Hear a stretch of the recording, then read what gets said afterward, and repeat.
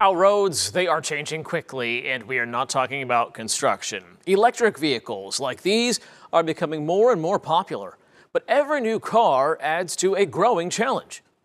Honestly, if it comes to the point where I can't get charge from an actual station like this, there's more gas stations everywhere. No matter where I go, there's a gas station.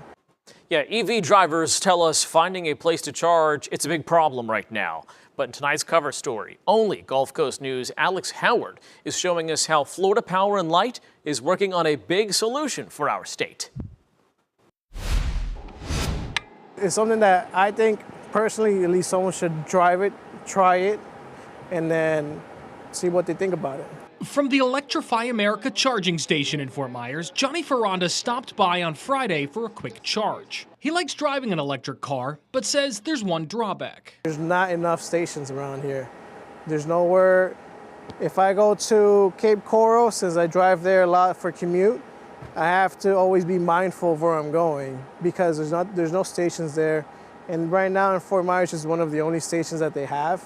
Despite being the state with the second most electric vehicles in the country, many drivers like Ferranda say there's a frustrating lack of places to charge, especially in remote areas between cities. It's to the point where I can't do any fun weekend activities on the other coast or go to Tampa too much because there's not too much around to where I can charge or get a full charge.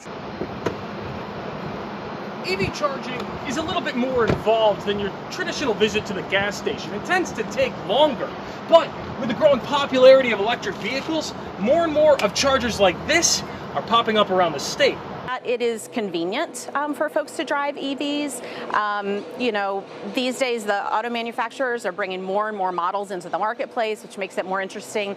And the average Floridian drives about 40 miles a day, and so it makes a lot of sense to drive. It's very economic to drive an EV. At the FPL Plaza Evolution charging station in downtown West Palm Beach, I met with Crystal Stiles from Florida Power and Light, who showed me how EV owners here are able to fast charge with energy drawn directly from the sun. Well, the charging stations that we're installing look very similar to the charging station that you're seeing here today. The uniqueness of this site is the solar canopy that's integrated with the battery storage. Right now, Florida Power and Light has roughly 70 similar charging stations across the state, with plans to install about 50 more. Still, there's plenty of remote areas in Florida where owning or driving an EV can be difficult. We're an energy company, and 100 years ago when we started our business, it was with the intent of delivering energy where our customers needed it, and that looked like their homes and their businesses at that time. And today, 100 years later, that includes vehicles and transportation. And so this is just another example of us providing energy where our customers need it.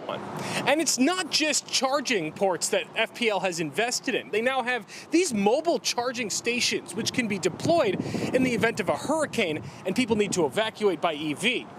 We at FPL prioritize our rural corridors just as strongly as we prioritize our urban corridors, because we recognize people travel east-west across the state all the time. So there are chargers in the center of the state, but amplifying that and having them be more accessible is really important.